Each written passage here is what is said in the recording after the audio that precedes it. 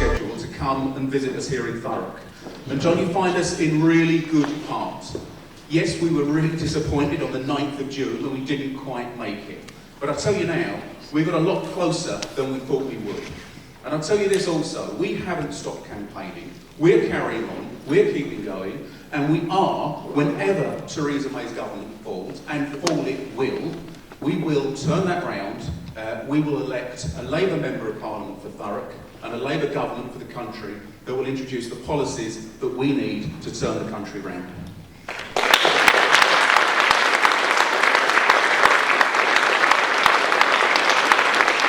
So I've been asked to kind of give a reflection of the election campaign that we've had and maybe some thoughts as what we need to do.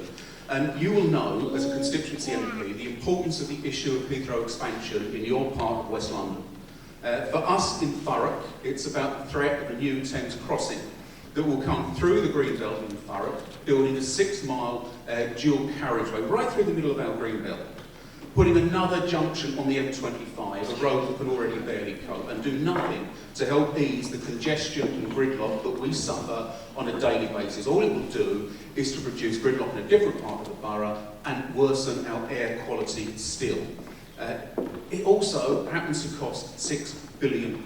This was an issue on the doorsteps time and time again in the general election we just had in places like Tilbury and Ockenden, Averley and Chadwell, with people telling us this road they don't want. They were also incredibly disappointed with the performance of our local Member of Parliament, Jackie Doyle-Price, a woman who in 2010 was opposed to the crossing.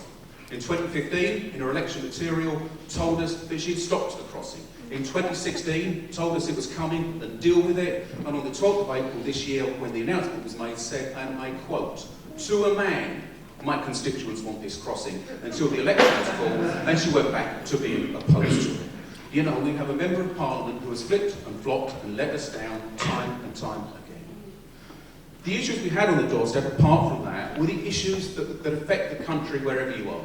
Housing, especially young people, just not having the ability to get on the housing ladder, not having the ability to get proper social housing, and in the kind of clutches of private landlords. And there are two issues, there are two stories that really stand out in my mind.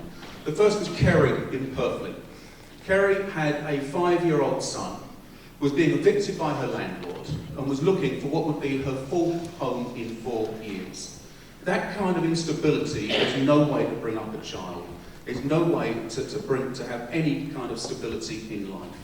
The reason that her landlord, her current landlord, was evicting her was that she had the temerity to complain to the local authority when she had no hot water for 5 weeks and the landlord would do nothing about it. The second was Kirsty. Kirsty lived in Chafford 100. Kirsty was due to be evicted on the day that she was going to hospital to have a caesarean section to have her child, with nowhere to go, and the local authority saying, "We cannot accommodate you, you will have to go back at the age of 30 and live with your parents." And you know what gave people hope? There were two things. One was actually having somebody who was prepared to listen and try to help, but the second was the Labour Party manifesto. A manifesto that said we will build meaningful numbers of council houses, that said we will take on rogue landlords, and we will, at least temporarily, stop the right to buy until we can work out what's going on here. The manifesto launch here in Thurrock changed the election. We could measure it on the doorstep from the day of the election that the manifesto was actually released. The second issue was education. In Thurrock, we have some of the fastest improving schools anywhere in the country. The standard of primary education in the last 5 years has gone from a state where we had 1 in 3 of our youngest children, primary school children, at schools that were good or outstanding. Today, it's 97%. What people were telling us on the doorstep was they were genuinely worried that that kind of progress was going to be halted by government funding cuts. The cuts in education funding to Thurrock schools are £11.5 million. We spoke to teacher after teacher on doorsteps that told us that already they were having to go and buy basic classroom materials because there just wasn't enough money. And we had those same teachers telling us they were genuinely concerned at what the reintroduction of secondary moderns into our system would do for the progress that was being made in secondary education.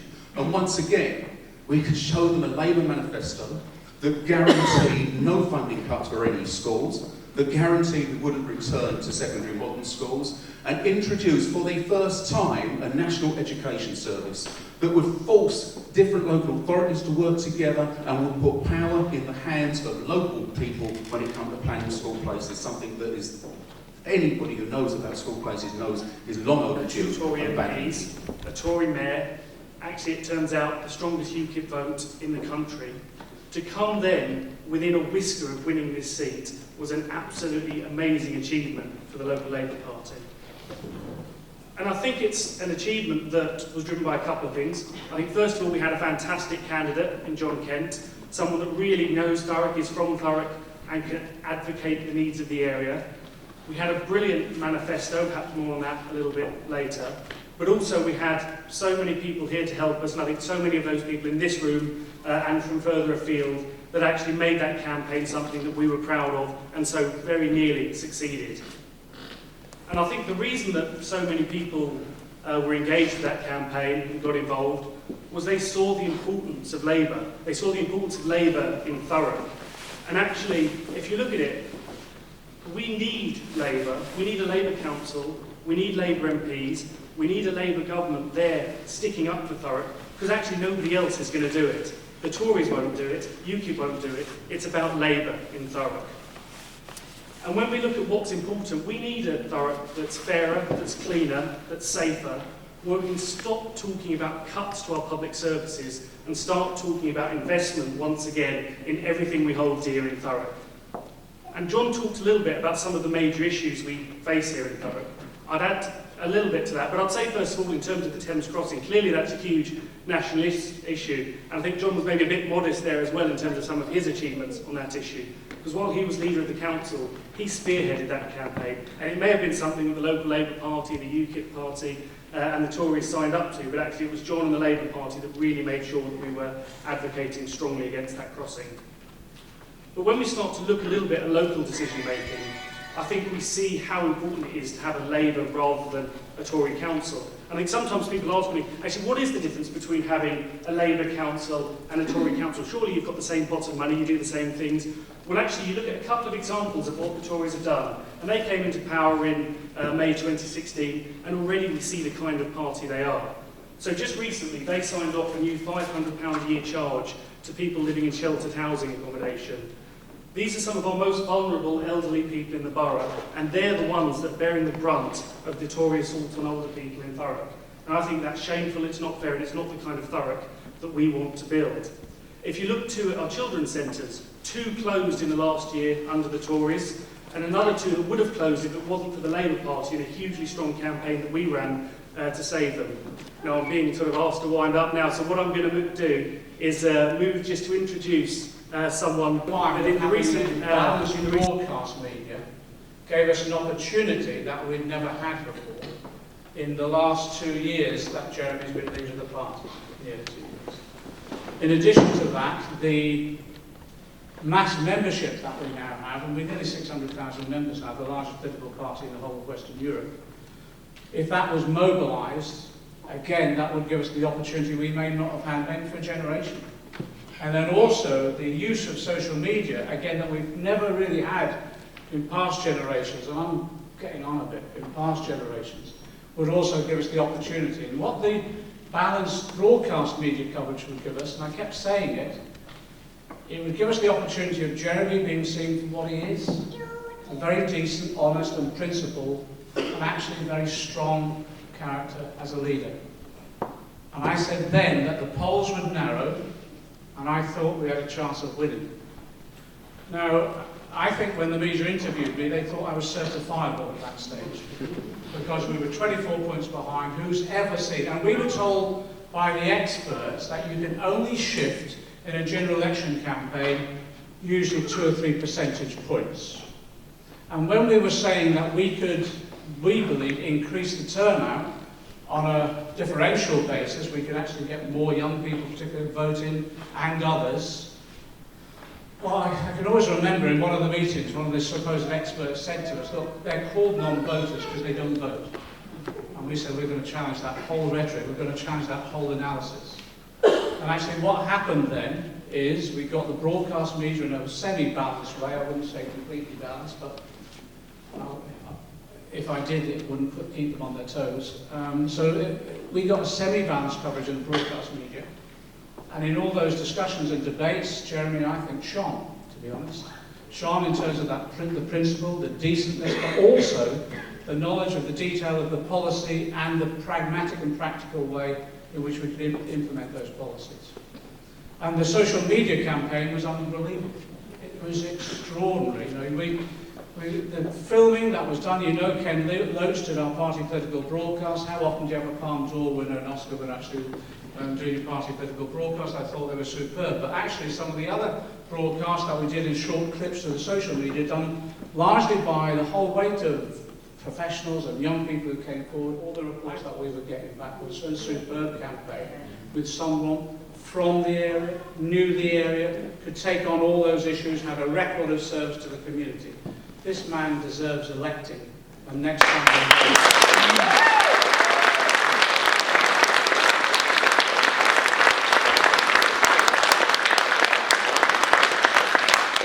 I'll talk for a while and then we'll have a proper discussion. The manifesto was a success because it was constructed in meetings like this. We, for 20 months or whatever, since Jeremy's leadership election, and before that, during the leadership election, the two leadership, I'm hoping these are not perennial. It's not an annual event, but I'd just like a holiday this year if I could, at least for a couple of weeks. But the idea is, with that meetings like this all over the country, talking to people about what was life like for them, and then picking their brains on what the solution should be to the issues that they raised. And of course, yeah, taking expert advice and assistance from our economists, from our educators, from our health experts, but the foundation of the agenda for those experts to advise us on came from the real experts, which are the people who populate our country and also populate our party.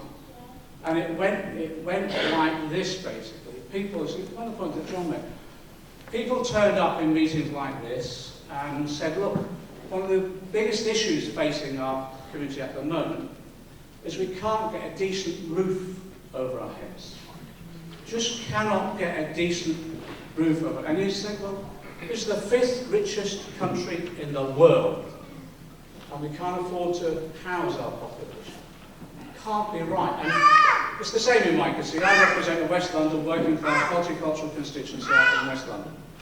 And I remind people, tonight I'll have 200 families in bed and breakfast at homes.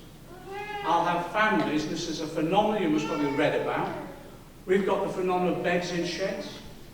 So families living in beds in sheds, in garages, etc., let out to them, rented out to them. We'll have overcrowding on a scale that we've not seen, I think, since the Second World War. That can't house its population. We've got a government that actually can't treat its population if they're sick. We have a government that actually can barely educate its population. But actually, we've also got a government that can't even feed its population. Having a million, and nearly 1.25 million food parcels distributed from food banks in the 5th richest country in the world is what? It's a disgrace, isn't it? It's a disgrace. Have you seen I, Daniel? I, Daniel Day? Yeah. Ken Loach made the film. It's not fiction, it's documentary virtually. That's happening in virtually every constituency around the country represented by us at the moment, and many others. If you represent an ordinary working class community and beyond, that experience is happening, where people just cannot afford the food to put on their plate. And why is that? 2/3, we've got 4 million children living in poverty, we've got 2 million pensioners living in poverty.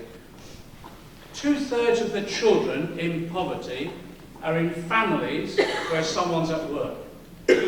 Now, this idea that you can work your way out of poverty is something we've always ascribed to, because we're the party of workers. We create the wealth of the country.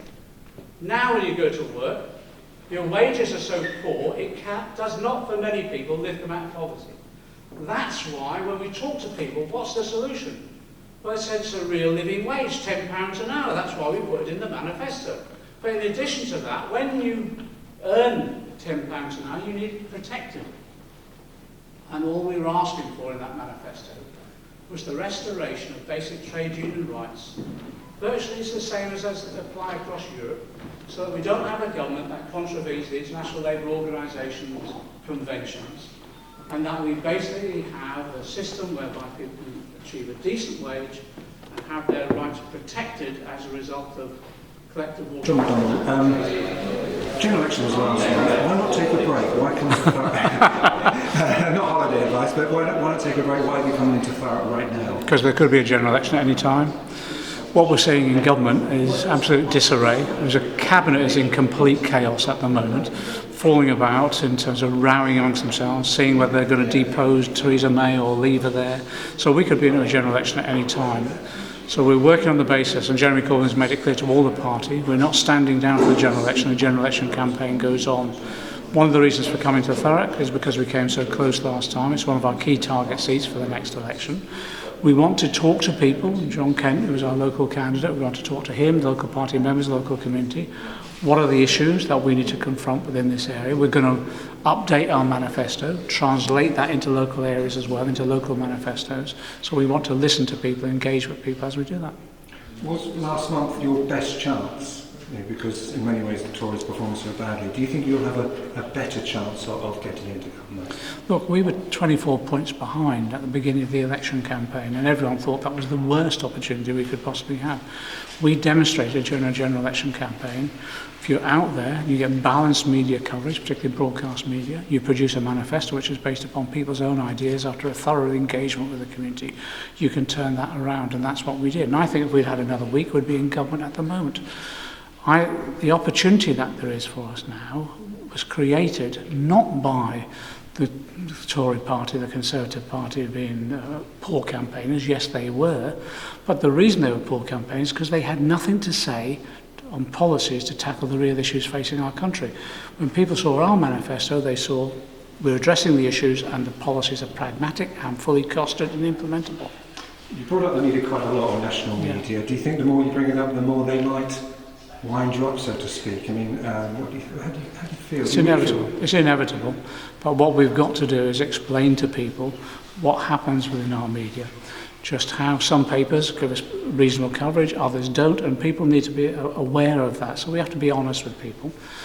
But what's interesting in all the campaign that we've done, I think we've engaged with the media effectively. We've engaged with broadcast media extremely effectively. Live coverage is best for us, so it's not edited.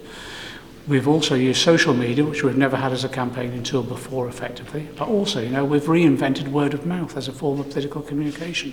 Jeremy touring all around the country, attracting crowds of, and in Liverpool city centre he had 10,000 people. In elsewhere he's had thousands turning up to listen to him. And again, it's the same with the meetings that we've been doing. So in that way, we've almost created our own media, and as a result of that, cut through some of the bias that we see. I put a story on what the Thurrock MP said today. She still feels that people were failing to live within our means. Do you agree with that? Or to what extent is she wrong, I guess I should ask you? Look, we're the fifth richest country in the world. We have the resources if we invest them properly and if we have a fair taxation system to pay for our public services, create a vibrant, strong economy, but where that strong economy creates prosperity which we can all share upon. I think there's a real bright future prospect for our country as long as it's governed wisely. What we have at the moment is a political party that is in office, not in government. So we have effectively no government whatsoever. They're in complete disarray, and as a result of that, our economy is suffering and our public services, unfortunately, still being cut back, and our public servants, again, under immense pressure. And within the private sector, we're losing opportunities now because of the lack of business investment, because of that instability in government. Just about education, a couple more questions. One about education is that, I benefited in 1981 from, a full grant, going from Harlow up to university. My granddaughter's 8. What hopes can you, talk about tuition fees, etc. What hopes can you give? Okay, well, I was on the shop floor. I did my A-levels at night school, and then I went onto a university and did a sandwich course. Okay, I went on a government grant, the same as you, and you could live off that grant. You didn't have to work during term time. You worked during the summer. During term time, it would pay for your accommodation, it would pay for a living, and you might even be able to afford a pint every now and again. So it was a decent grant. What we've said, we said we cannot have our children leaving university now with anything up to £57,000 worth of debt. It restricts them for the rest of their life, so we're going to scrap tuition fees. The problem that we've got is that there's a large amount of debt that's built up as well. The system is imploding because at least half of that debt is not going to be paid off. So we've got to try and address that problem. Jeremy Corbyn's tasked me with doing that to see how we can alleviate that burden on young people. When do you think there'll be a next election? Any minute. Just can't tell. The way this government is imploding, it could happen literally within weeks. I never underestimate the abilities of the Conservatives to cling on to office, even though they have no power, and even though they're not forming an effective government, because they'll look after their party interests before they look after the country's interests. What we've got to do is offer an alternative, and when this government collapses, we're able to take over.